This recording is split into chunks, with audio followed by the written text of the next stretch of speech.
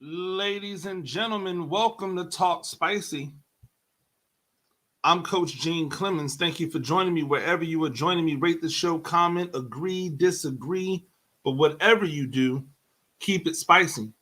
5-star ratings are appreciated. If you're joining me on the YouTube channel, like and subscribe. If you're joining me on Facebook, make sure that you're liking and you're following the Coach Gene Clemens page.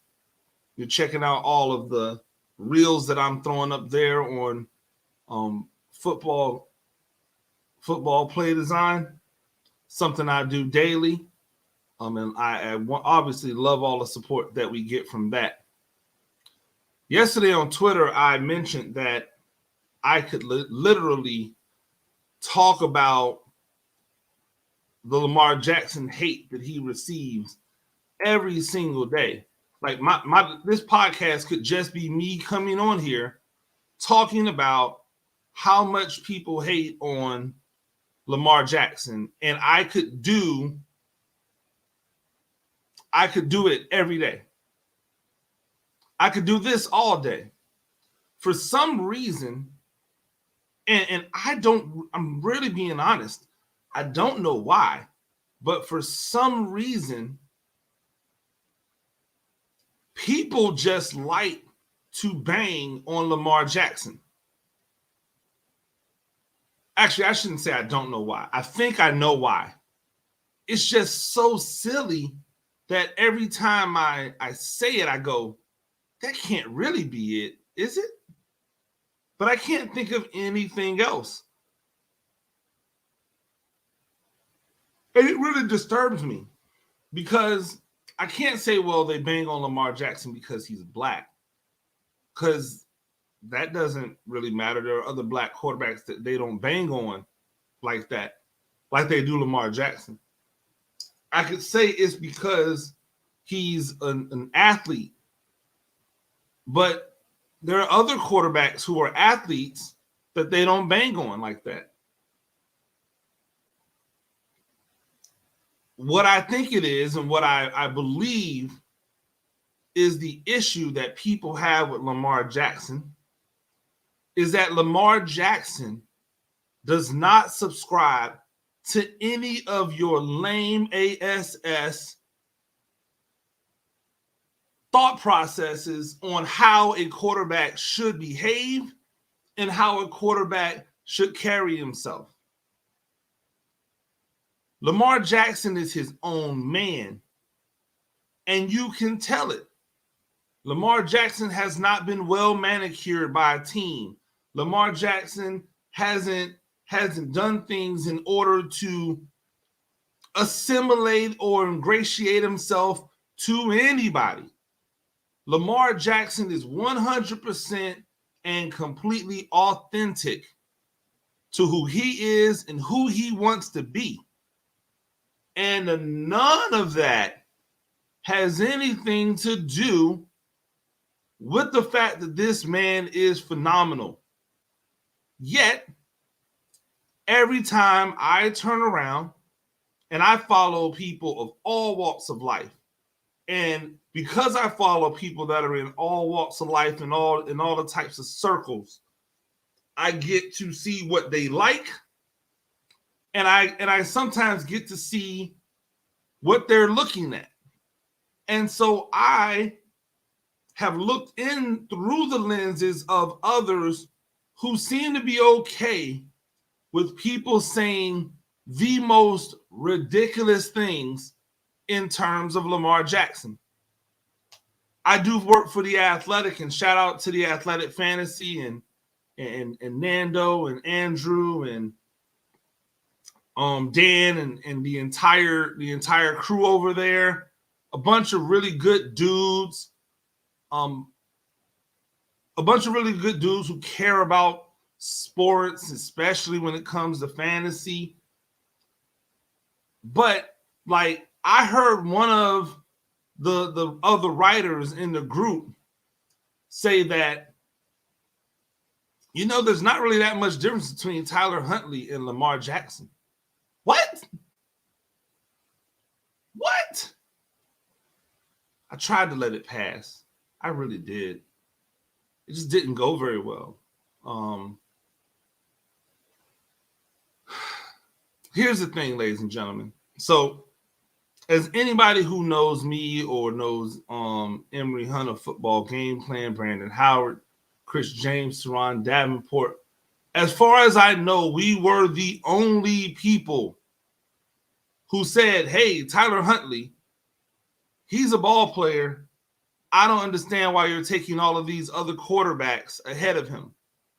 And I went over those other quarterbacks the other day, so I won't do it again. I won't bore you with going over all of the quarterbacks that they took ahead of Tyler Huntley. I won't do that.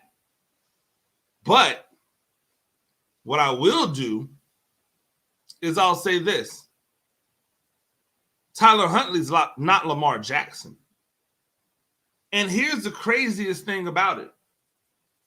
Try to make this make sense. Lamar Jackson, people say Lamar Jackson can't play quarterback. He continues to prove them wrong, even though he's in an offense that doesn't actually fit him as a quarterback, but everybody thinks does because it's a running offense. When this man has never played in a run-first offense, he's always played in the spread where he was allowed to deal and then use his athleticism to make things happen when they broke down. He never ran this single wing kind of bastardized run first, run spread, but like heavy formation offense. This isn't his offense. He runs it because he's a team player. But this is not the offense that would unlock the full potential of Lamar Jackson. To tell you the truth, that offense is in Buffalo right now. That offense that Lamar Jackson should be running, is what Josh Allen is running in Buffalo. The funny part is the offense that Josh Allen should be running is probably the one that Lamar Jackson is running in Baltimore. It's funny how that works, right? You've got a bigger, stronger quarterback running the offense where he's able to spread everything out, deal, and then use his athleticism. Meanwhile, you have the smaller guy running the quarterback power 4 or 5 times a game. Anyway, they told us that Lamar Jackson wasn't good. We watched Lamar Jackson be good, and then we told him, we don't believe you. You need more people. So then, not to be outdone, they told us that Tyler Huntley wasn't good enough to be drafted. And when they told us that Tyler Huntley wasn't good enough to be drafted, we said, you're crazy. And they said, well, the NFL agrees with us. That's why he wasn't drafted. So clearly he's not good. Then Tyler Huntley goes out and has a good game. And then in the next breath, people go, well, this Tyler Huntley's performance, isn't that enough to make us question whether or not we should pay Lamar Jackson? Didn't you just finish telling us he was bad? And now you use it as a way to flip and discredit Lamar Jackson. Why can't we just have nice things? Why can't we just have nice things? Saying that there's no reason to discredit what Lamar Jackson does because of what Tyler Huntley did. Then people have a nerve to say, when you fight back, they say, well, Lamar Jackson has only had one good season. Lamar Jackson has only had one, outside of his one good season. What has he done? Outside of the one, by the way, that's implying that he's not this year. Why? And why is he not having a good season this year? Because he has 13 interceptions, and that's the most of his career? Is that why he's not having a good season?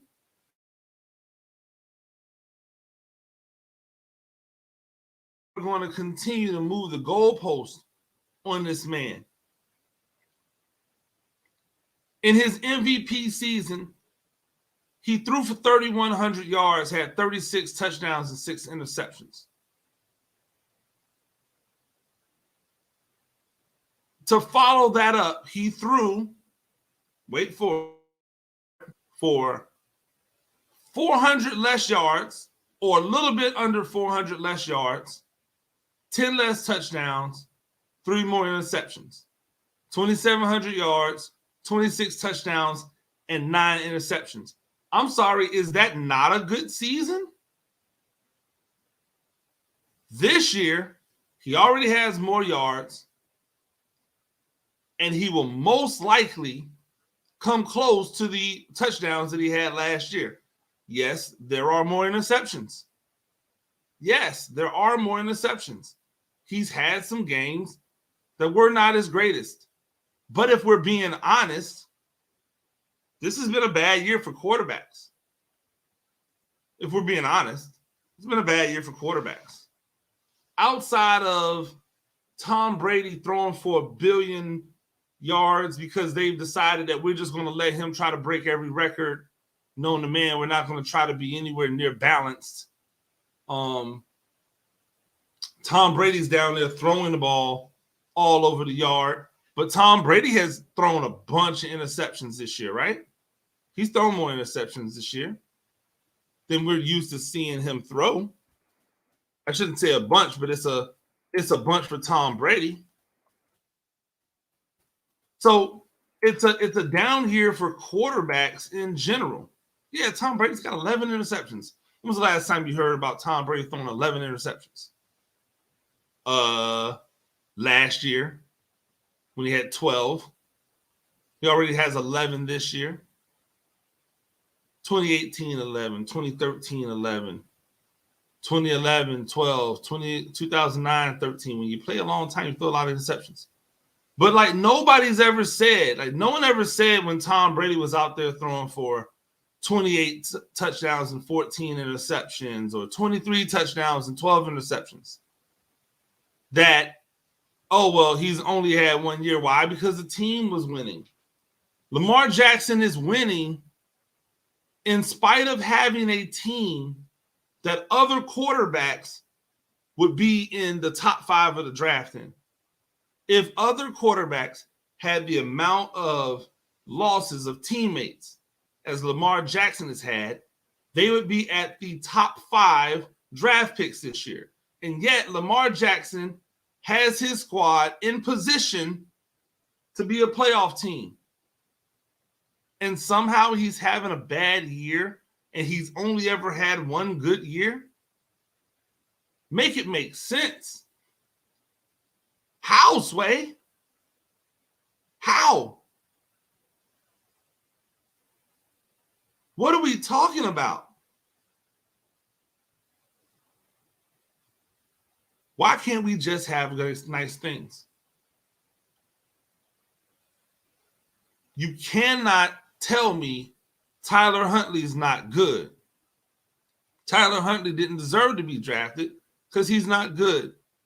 And then when Tyler Huntley has a good game, turn around and tell me Tyler Huntley should replace Lamar Jackson, or Tyler Huntley should make people think about giving Lamar Jackson all this money.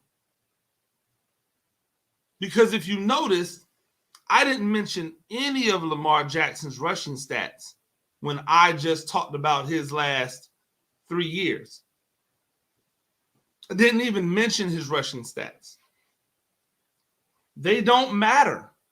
You know why they don't matter in this case? Because without them, he's still a really good quarterback. Without the rushing stats, without the back-to-back 1,000-yard rushing seasons, that it's about to become back-to-back-to-back 1,000-yard rushing seasons.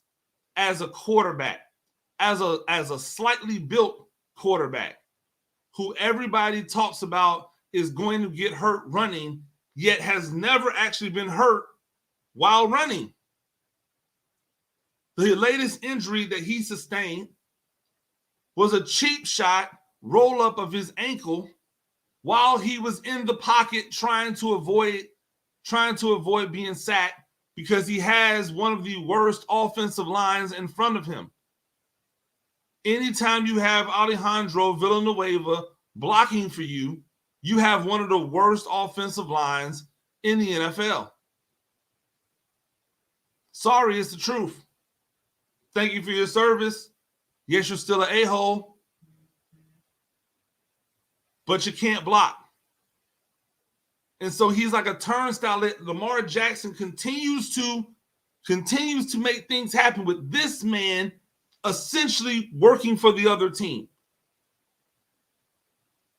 But everything happens. I heard somebody say, if I was Mark Andrews, I would never want to see Lamar Jackson come back.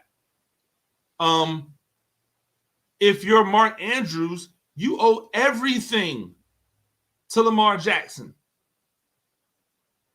Lamar Jackson is the reason why you're Mark Andrews. You're not Mark Andrews without Lamar Jackson. And if he was to leave and go somewhere else right now, he still wouldn't be, right? They're talking about Mark Andrews in the same conversations that they talk about Travis Kelce and that they talk about George Kittle. He's not on their level. He's not Kelce. He's definitely not Kittle. Watch him block.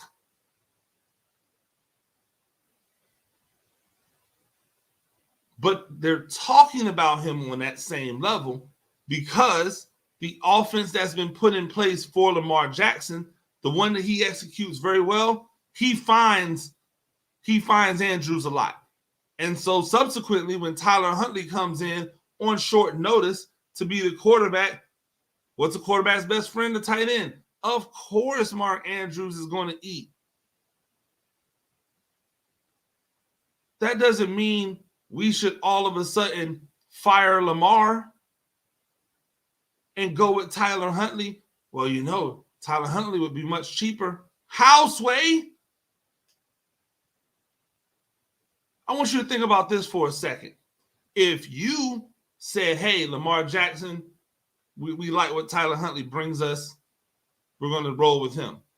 If you got rid of Lamar Jackson, then you would give Tyler Huntley all of the leverage that Lamar Jackson has, which means that you're still going to have to pay him what he's worth as a starting quarterback that you're going to ask to do the exact same thing you asked the MVP of the league to do.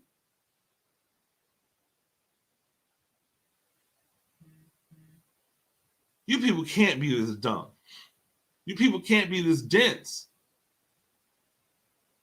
We don't have to always put down Lamar Jackson in order to lift up something somebody else does well. That's crabs in a bucket mentality. I'm going to rise up by stepping on this other person who's trying to rise. We got to be better than that. Lamar Jackson's done nothing to deserve any of this. And the truth is Lamar Jackson is hood. And when you're hood like Lamar Jackson, that's not the image that people think should be playing quarterback in the NFL. Lamar Jackson doesn't have your quarterback swagger. Lamar Jackson has hood swagger. Even down to the merch that he produces. It's not NFL quarterback. An NFL quarterback would never. They advertise for juices and promote good health and speak fluently in the Queen's English. No. That's not Lamar Jackson. And I think it really bothers people. It almost reminds me of when people used to not like John Wall because he used to dance. Oh man, it's just so juvenile. He just all the dancing. What? I remember somebody getting on quarterbacks. If the what was that? Colin Cowherd said if the quarterback wore his hat to the back or some ridiculous thing like that. He's different. He's hood. You don't like it. So you try to find any reason to discredit him. And yet all he does is go out there and prove you wrong. You said that Snoop, i.e. Tyler Huntley, was bad, that he shouldn't be drafted. And all he does is go out there and prove you wrong. Both things are true. I could do this all day. I really could. I wish I had I wish I would just open up the lines and let people come at me and tell me why Lamar Jackson's not good so I could just smite them down one by one. I smite thee. Because there's no way you can look at football and how football is played today and go, Lamar Jackson isn't a bona fide star in the NFL. And should be on the MVP list every single year, but this year should definitely be an MVP candidate. What do you mean, Gene? His stats are not as good. Yeah, But what do you mean, Gene? He's not having as good a season as his MVP season. Yeah, that's the flawed logic of the MVP. Because without Lamar Jackson, they are done. Tyler Huntley's great. He's not Lamar Jackson. Ta-da! Why can't we see these things? Why do we have to always pin one against the other? And before I get out of here, I want to shout out Jalen Hurts, who's another guy that people just want to find reasons to dislike, and they've done it ever since he was at Alabama. He just keeps proving people wrong. Last night, he took another step towards that when after the start of the game where there was an interception and a fumble, people were like, we've seen enough. This just ain't the guy. And then he went full-fledged Jalen Hurts on him. Full-fledged Jalen Hurts on him. They win the game. They're still in the hunt. Now they get to play the Giants at home, where they dominated the Giants, but where he threw 3 interceptions. Giants fans, do me a favor. Do not sit back and wait for Jalen Hurts to throw 3 interceptions in a game again. It's not what he really does. He's not really that inconsistent that consistent with turning the ball over. Last night was an anomaly, a fumble and an interception that early in the game. Then he doesn't do it again the rest of the game. Tells you that. But the thing that really irked me is looking at the QBR of Jalen Hurts. Like, I understand he had an interception and I understand he had a fumble. But can somebody explain to me how Jalen Hurts QBR was lower, how his QBR was lower than Garrett Gilbert's QBR? How is that even possible? Garrett Gilbert had a 39.8 QBR. Garrett Gilbert went 20 for 31, 194 yards, no touchdowns, no interceptions, right?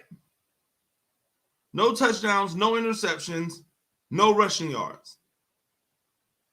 Jalen Hurts, QBR was 30.4. He went 20 for 26 for 291 yards, 1 touchdown and 1 interception, 38 rushing yards, and 2 rushing touchdowns. How is this man's QBR 30.4?